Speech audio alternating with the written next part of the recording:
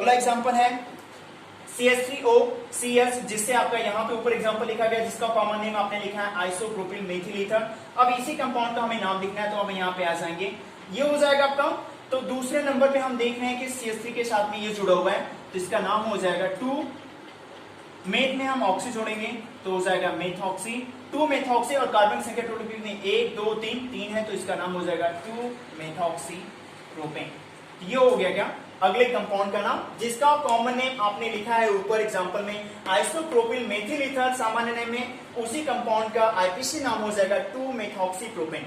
कैसे 2 मेथॉक्सी होगा, अगर हम नंबरिंग करेंगे तो 1 2 3, और हम दूसरे में पे देख रहे हैं कि CH3O जुड़ा हुआ है, और CH3O को हम क्या कहते हैं मेथॉक्सी कहते हैं, यानी कार्बन संख्या 1 है तो मेथ में ऑक्सी जोड़ेंगे तो हो जाएगा मेथॉक्सी, और इधर देखेंगे कि कार्बन संख्या आपकी अधिकतम है तो इसका आंसर हो जाएगा 2 मेथॉक्सी, और इस कंपाउंड का नाम क्या हो जाएगा 3 कार्बन है तो इसमें संगत एल्केन इसका लिख देंगे 2 मेथॉक्सी प्रोपेन हो जाएगा। नेक्स्ट कंपाउंड यहाँ पे हम देख रहे हैं कि अब यहाँ पे देख रहे हैं कि ये देखिए ये एग्जांपल आपका लिखा गया, इस बेंजीन को हम ऐसे भी लिख सकते हैं C6H5OCS3। तो यहाँ पे ऑक्सीजन के एक तरफ देख रहे हैं कि एरिल समूह का सदस्य है C6H5 जिसको आप कहते हैं फेनिल, और यहाँ पे देख रहे हैं कि इधर आपका एल्किल समूह का सदस्य जिसको हम कहते हैं CH3। तो ये हो गया फेनिल, ये हो गया मेथिल। अब इसका नाम क्या होगा, ऑक्सीजन की इधर देख रहे हैं कार्बन संख्या 6 है, और ऑक्सीजन की इधर देख रहे हैं कार्बन संख्या कितनी है 1 है, तो कार्बन संख्या जिधर कम होती है उसके साथ में आप क्या जोड़ेंगे ऑक्सी जोड़ेंगे, तो इसका नाम क्या हो जाएगा मेथ में आप जोड़ेंगे ऑक्सी, और इसका नाम हो जाएगा मेथॉक्सी बेंजीन। ये हो गया क्या मेथॉक्सी बेंजीन। नेक्स्ट कंपाउंड क्या है, इसे भी अगर आप देखें तो दूसरे वे में आप लिख सकते हैं क्या C6H5OCH2CH3, और भी दूसरे वे में अगर लिखना चाहे आप CH2CH3 को एक साथ कंबाइन करना चाहेंगे तो आप लिख सकते हैं इसको C6H5OC2H5। जैसा कि आपका कंफ्यूजन नहीं होना चाहिए, कहीं के बुक में आपका ये रिंग बना के दिखाया रहता है और कहीं कहीं पे आप देख सकते हैं C6H5 यूज किया रहता है, तो इसमें कोई कंफ्यूजन होनी नहीं चाहिए आपकी। CH2CH3 को हम C2H5 भी लिख सकते हैं। अब हम देखें कि ऑक्सीजन की इधर आपका एक एरिल समूह है जिसको हम कहते हैं फेनिल, और ऑक्सीजन के दाहिने तरफ हम देख रहे हैं कि एल्किल समूह है जिसको हम कहते हैं एथिल। इसमें ऑक्सीजन के बाएं तरफ सी कार्बन संख्या है 6 और इधर कार्बन संख्या कितनी है 2, तो जिधर कार्बन की संख्या कम होती है उसके साथ में हम ऑक्सी जोड़ेंगे, तो 2 कार्बन है तो एथ वर्ड यूज करेंगे और एक में ऑक्सी जोड़ेंगे तो क्या हो जाएगा एथॉक्सी, और एथॉक्सी के बाद C6H5 को हम लिखेंगे क्या बेंजीन, तो ये हो जाएगा क्या एथॉक्सी बेंजीन। अब नेक्स्ट एग्जांपल क्या है, ये आपका दोनों तरफ फेनिल एरिल समूह आपका जुड़ा हुआ है जिसको हम लिख सकते हैं क्या C6H5OC6H5।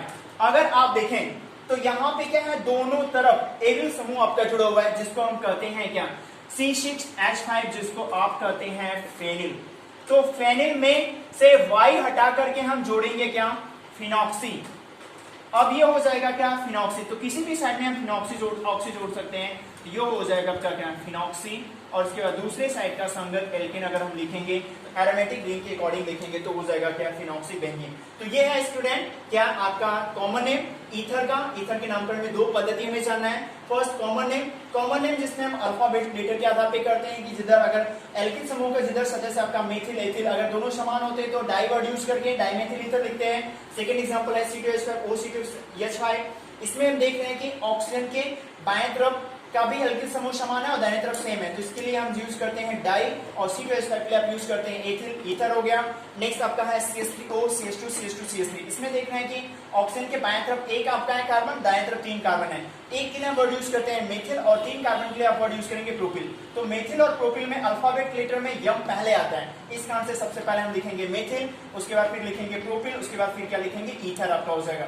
नेक्स्ट आपका क्या है, इधर हम देखें ऑक्सीजन की इधर ऑक्सीजन के बाएं तरफ देख रहे हैं कि एक कार्बन है तो इसको हो जाएगा मेथिल हम कहेंगे, लेकिन ऑक्सीजन के दाएं तरफ देखें तो जो प्राइमरी कार्बन है जिससे 2 एल्किल समूह जुड़ा हुआ है तो इसलिए हम यूज करेंगे आइसो, और उसके बाद CH3 3 है कार्बन तो प्रोपिल हो जाएगा आइसो प्रोपिल, और CH3 के लिए मेथिल और ईथर हो जाएगा। नेक्स्ट आपका कंपाउंड यहाँ पे है कॉमन नेम है CH3OC6H5। इसमें देख रहे हैं कि ऑक्सीजन के बाएं तरफ एक एल्किल समूह है और ऑक्सीजन के दाएं तरफ एक एरिल समूह है, जिसमें आपका एक जो एल्किल समूह का सदस्य जिसको आप कहते हैं मेथिल और एरिल समूह का सदस्य जिसको आप कहते हैं फेनिल। तो यम और पी में यम पहले आता है तो इसका हो जाएगा मेथिल फेनिल ईथर। नेक्स्ट आपका क्या है, ऑक्सीजन के दोनों तरफ आपके एरिल समूह के सदस्य जिनके नाम है फेनिल, तो इनका नाम हो जाएगा दो फेनिल है, इसका हो जाएगा डाई फेनिल ईथर। और उसके बाद ये आपका क्या हो गया, आइपेशन है। आइपेशन में हम ऑक्सी यूज करते हैं, जिधर कार्बन की संख्या कम होती है उसके हाफ वर्ड के साथ में मेथ एक प्रोब्यूट के साथ में आप ऑक्सी जोड़ेंगे। तो पहला एग्जांपल CH3OCH3, इसमें ऑक्सीजन के बाएं तरफ एक कार्बन है, तो मेथ में ऑक्सी जोड़ेंगे तो हो जाएगा मेथॉक्सी, और उसके बाद इधर कार्बन छूटा हुआ रहेगा उसका संगत एल्केन लिखेंगे तो मेथॉक्सी एथेन। नेक्स्ट है ऑक्सीजन के दोनों तरफ एल्किल समूह समान है, इधर भी दो कार्बन है इधर भी दो कार्बन है, तो किसी भी साइड में उसके हाफ वर्ड के साथ में हम ऑक्सी जोड़ सकते हैं। ये हो जाएगा क्या, एथ और एथ में ऑक्सी जोड़ेंगे तो एथॉक्सी। अगर हम बाएं तरफ के कार्बन के साथ में ऑक्सी जोड़ते हैं उसके हाफ वर्ड के साथ में, तो दाहिने तरफ का जो कार्बन होगा उसका संगत एल्केन लिखा जाएगा, ये हो जाएगा एथॉक्सी एथेन। थर्ड एग्जांपल यहाँ पे देख रहे हैं कि ऑक्सीजन के बाएं तरफ एक कार्बन है, ऑक्सीजन के दाहिने तरफ तीन कार्बन है, तो दोनों तरफ के कार्बन की संख्या में इधर कार्बन एक है इधर कार्बन तीन है, तो जिधर कार्बन कम से कम होगा उसका संगत उसका हाफ वर्ड यूज करेंगे मेथ, और उस मेथ में हम जोड़ेंगे क्या, प्लस ऑक्सी। तो मेथ में प्लस ऑक्सी जोड़ करके हमने यहाँ पे देखिए लिखा होगा मेथॉक्सी। मेथॉक्सी लिखने के बाद जिधर कार्बन की संख्या तीन थी उसके संगत एल्केन का नाम होगा क्या, प्रोपेन। तो ये जिसको हमने यहाँ पे लिखा है प्रोपेन, तो इस कंपाउंड का नाम क्या हो गया, मेथॉक्सी प्रोपेन। नेक्स्ट आपका एग्जांपल CH3OCH, जिससे दो एल्किल समूह जुड़े हुए हैं, इसका नंबरिंग हम करेंगे तो 1 2, और इधर देख रहे हैं कि दूसरे नंबर पे ही आपका CH3O यानी मेथॉक्सी जुड़ा हुआ है, तो इसका नाम हो जाएगा 2 मेथॉक्सी प्रोपेन। नेक्स्ट एग्जांपल है C6H5OCH3। अगर हम इसको अणुसूत्र के रूप में लिखेंगे, मॉलिक्यूलर फॉर्मूला के रूप में अगर आप लिखते हैं तो हो जाएगा C6H5 single bond O single bond CH3। Oxygen के बाएं तरफ देख रहे हैं कि कार्बन की संख्या 6 है और ऑक्सीजन के दाएं तरफ कार्बन की संख्या क्या है, 1 है, तो जिधर कार्बन की संख्या कम होती है उसके हाफ वर्ड के साथ में हम ऑक्सी जोड़ते हैं, तो ये हो जाता है क्या, मेथॉक्सी। और C6H5 को हम क्या कहेंगे, बेंजीन, तो हो जाएगा मेथॉक्सी बेंजीन।